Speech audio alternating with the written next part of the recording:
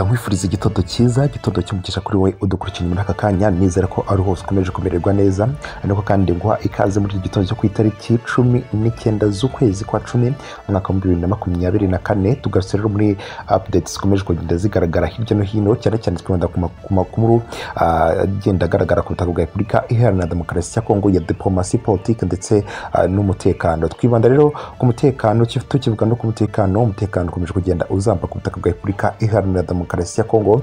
Akomeje kugenda habera imirwano ndetse itoroshye cyane, ikomeje kugenda ihuza igisirikare cya Repubulika Iharanira Demokarasi ya Kongo FARDC n'ihuriro ryayo, harimo abasadeke, abawigina groupe, abakota, abacancuro, abawazarendo ndetse n'abandi bagiye baje gufasha igisirikare cya Repubulika Iharanira Demokarasi ya Kongo mu kurwanya umutwe witwaje intwaro wa M23, dore ko umutwe wa M23 ukomeje kugenda ukora mu nkokora umunsi ku wundi igisirikare cya Repubulika Iharanira Demokarasi ya Kongo FARDC na leta muri rusange.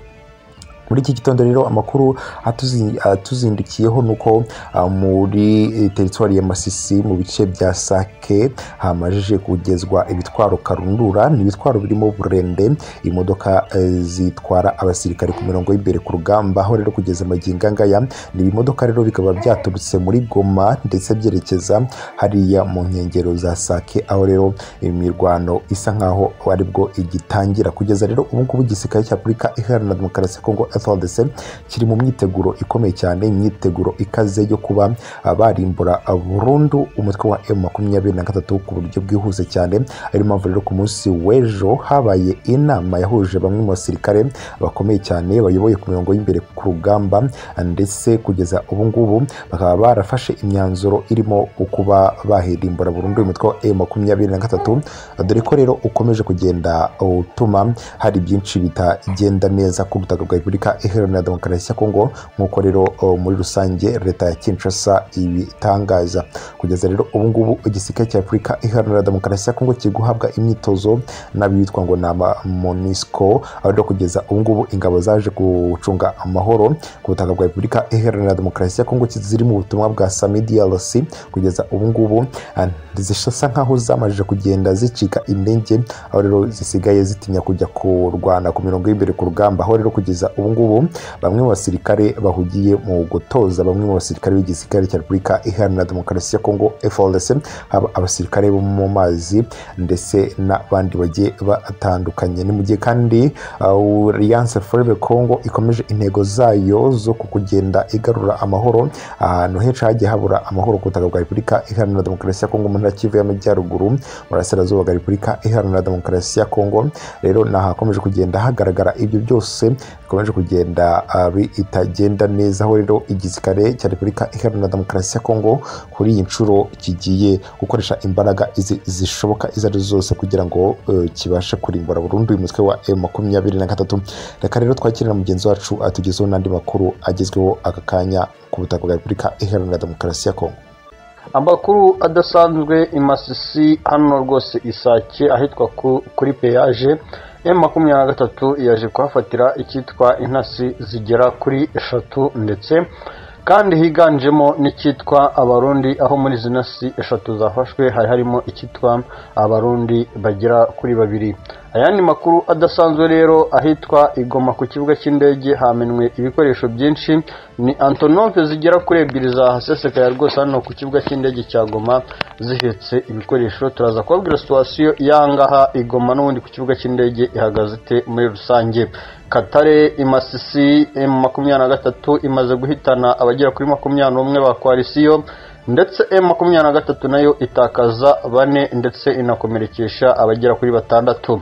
Ni operasiyo itari yoroshye yaje kuba hagati y'umutwe wa M23 ndetse na coalition y'igisirikare cya Repubulika ya Kongo FARDC. Ahitwa Gashuga hano za Karembe Warikare, ndetse M23 naho yaje kuharasira FDLR n'abarundi benshi bahungira ahitwa Ipinga. FDLR iza no gutakaza icyitwa abasirikare bagera ku 8, M23 iza gutakaza 1 ndetse hakomereka 2. Kamandi Rubero igitero cya FARDC cyari kiyobowe n'umugabo witwa Colonel Shitani. M23 yagipfubije isubiza inyuma ibitero bya kino igisirikare cya Repubulika ya Kongo FARDC ndetse n'icyitwa abafatanya abikorwa babo Musenene ahitwa Butembo haraye humvikanye icyitwa urufaya rw'amasasu menshi biturutse ku busabuzi rwose bw'abazarendo. Ndakubwiza ukuri yuko ibintu bitoroshye habe na gatoya. Intambara ikomeje kugenda ihindura isura ari na situation y'iki gihugu cya Kongo, buri muntu wese akomeje kugenda aho yibaza aho iri kwerekeza bigashobirana cyane.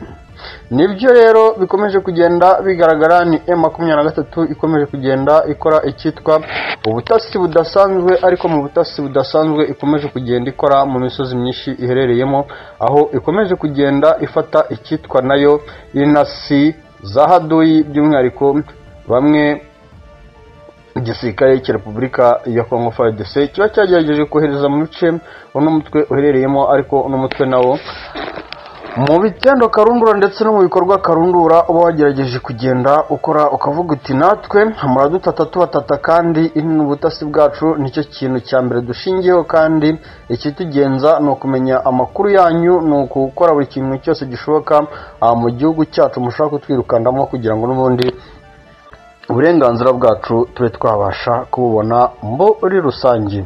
Ibi rero bikomeje kugenda bigaragara, ni icyitwa inasi zigera kuri 3, aho hari harimo icyitwa umurundi rwose. Abarundi babiri bari barimo hano muri izi nasi 3, kuko undi musirikare warimo FARDC yaje gutangaza bikomeye yuko ngo byanga bikunda rwose ngo igisirikare cya Repubulika ya Kongo FARDC cyitwa ubutasi bagihagurukiye ku rwego rudasanzwe, nyuma kuvumbura yuko uno mutwa M23 nawo ngo impamvu ukomeje kugenda utsinda nuko wubatse bidasubirwaho ikijyanye n'icyitwa ubutasi bw'uno mutwe ahitwa kuri peyaje rwose, aho bafatiye zino nasi hano imasisi muri Sake, aho ibintu bikomeje kugenda bigorana cyane. Igoma ku kibuga cy'indege hamenwe icyitwa ibikoresho by'intambara mu masaha y'urukerera. Ahangaha Igoma ku kibuga cy'indege ni nyuma y'uko dukomeje kugenda tubona igisirikare cya Repubulika ya Kongo FARDC gikomeje kugira gutya kikaharunda abasirikare benshi cyane, nyuma yo kwikanga yuko M23 ishobora kuba yarageze muri uno mujyi, bashobora guhura n'akaga gakomeye. M23 bakaza kwisanga rwose bafatanye umujyi wa Goma, kuko n'ubundi kandi no guterwa nuko ibice byose bigize inkengero z'umujyi wa Goma M23 yamaze kubitangatanga, byaba ari hariya mu bice bya za Kibumba, byaba ari hano mu bice bya za Masisi, ndetse no mu bindi bice bitandukanye. Rwose biragaragara yuko M23 ikomeje kugenda igira gutya rwose ikubita igisirikare cya Repubulika ya Kongo FARDC, ari nako strategy z'imirwanire zikomeje kugenda zigaragara yuko rwose zifite ubudasa, ukurikije ukuntu M23 yirinze kwinjira muri umujyi wa Goma ku bwihute cyangwa se ku umuvuduko udasanzwe, ikabanza kumenya situation. Ese turamutse twinjiye ku muvuduko udasanzwe ni bande bapfa? Ese ni iki cyakwangirika n'ubundi muri bwa budasa bw'uno mutwe uharanira uburenganzira ngo n'ubuzima bw'abaturage, nk'uko bakomeje kugenda babivuga kandi bakanabigaragaza mu mivugire ndetse no mu mikorere mu bice byinshi bitandukanye baherereyemo.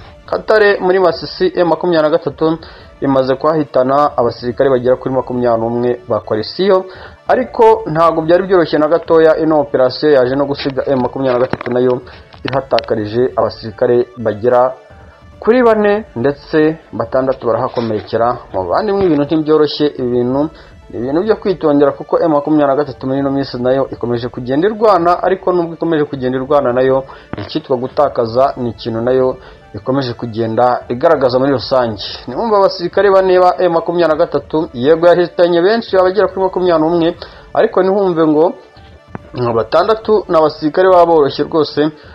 Ku ruhande rw'igisirikare cy'umutwe wa 23 kuba bakomeretse cyangwa wumve 4 bapfuye ugira ngo ni ibintu byoroshye. Abangaba ari nka batayo yose bashobora gukora akazi ukagira ngo ni batayo nk'ebyiri bohereje mu bice byinshi bitandukanye kugira ngo zijye guhangana. Ndakubwiza ukuri yuko ibintu bikomeje kugenda bigorana cyane, bikomeje kugenda bigorana. Kashuga hariya mu bice bya za Karembe, mu bice bya za Warikare, M23 yaharasiye icyitwa FDLR n'abarundi benshi, ndetse bahungira ahitwa Ipinga FDLR, ndetse iza no gutakaza abasirikare bagera ku 8. M23 naho iza kuhatakaza icyitwa umusirikare umwe, babiri barahakomerekera. Ntabwo byoroshye, ni urugamba rukomeje kugenda rugaragaramo icyitwa ukuri, ndetse rukanagaragaramo icyitwa kwiyemeza ku ruhande rw'igisirikare cya Congo FARDC, ndetse no kwiyemeza ku ruhande rw'umutwe M23, nk'uko bikomeje kugenda bigaragaza yuko buri ruhande rwose ino ntambara rwayegereje umutima ruvuga ruti twebwe twiteguye guhangana, twebwe twiteguye gukora buri kimwe cyose gishoboka kugira ngo duhashye umwanzi utwanga, dukore buri kintu cyose gishoboka kugira ngo duhangane n'umwanzi ushaka kuturwanya. Mu bice bya Musenene i Butembo harayumvikanye icyitwa amasasu menshi biturutse ku busahuzi bw'abawazarendo. Aba ni abawazarendo rwose baje kugira gutya bajya kwiba muri bya bice bya Musenene. Ngira ngo ubujura ni ibintu bikomeje kugenda bigaragara mu bice byinshi bitandukanye birimo abawazarendo, nyuma y'uko abawazarendo bakomeje kugenda bavuga yuko ngo igisirikare cya Repubulika ya Congo FARDC gikomeje kubakoresha, by'umwihariko ngo aho kishyira mu majwi bamwe mu basirikare b'igisirikare cya Congo FARDC bavuga bati bakomeje kudukoresha mu nyungu zabo, ariko twebwe twagaruka twavuga ibibazo byacu rwose bagagira gutya rwose bagatera hagati mu ryinyo bakavuga bati nta kibazo na kimwe mufite, twabasabye gutsinda M23 ngo tubagororere imisozi, tubagabira inka, ariko byarabananiye. Rero mwebwe nta kintu na kimwe mufite cyo kuvuga, mugomba gukora buri kimwe cyose gishoboka kugira ngo mukorere igihugu cyanyu. Ibi rero abamwe mu bazendo nabo bagashyira mu majwi bamwe mu basirikare bakomeye b'igisirikare cya Congo FARDC, ndetse na bamwe mu babarizwa mu mitwe imwe n'imwe yashyizwe ku ibere na Kisekedi Shirombo, yuko ngo muri ino mirwano akenshi rwose hari abagira gutya bakitsimba bagafatanya na bamwe mu bacancuro bakajya kwiba amabuye y'agaciro. Akaba aribyo bikomeje ngo gutera umujinya abawazarendo bakambika isura mbi kino gisirikare cya Congo FARDC muri rusange. Icyitwa deployment igisirikare cya Repubulika ya Congo FARDC mu bice byegereye za Mugunga, mu Bambiro, hafi cyane mu bice bya za Kinigi, Kimoka, hadeployinzwe icyitwa Special Force Hibu igisirikare cya Congo FARDC mu misozi yegere hariya za Mitumbara, hafi cyane na hariya rwose za Kobokobo. M23 nayo yagize gutya, nayo iradeployinga mu misozi yegereye za Kabingo, ndetse no mu bice byegereye za Gisura. M23 yagize gutya iradeployinga, ndetse M23 yongera kudeployinga muri iriya misozi ya za Rufu na za Kamatare, utibagiwe za Mugote.